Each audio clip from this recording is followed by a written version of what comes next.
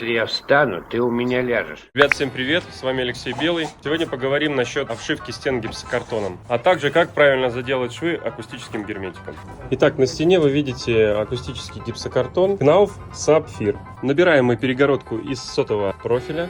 Саморезы мы используем с шагом 40. Это что касаемо первого слоя. Также рекомендую использовать саморезы для аквапанелей. А далее все швы заполняем акустическим герметиком. Вот этим. Также важным аспектом является заделка всех примыканий, как вертикальных, так и горизонтальных, примыкающих к полу. Также оставляем зазор в сантиметр между гипсокартоном и бетонной стеной и заполняем это все герметиком. Шумоизоляцию рекомендую использовать Ursu Eco Acoustic, она гипоаллергенная. Ну а далее, как всегда, ребята, лайк и подписка.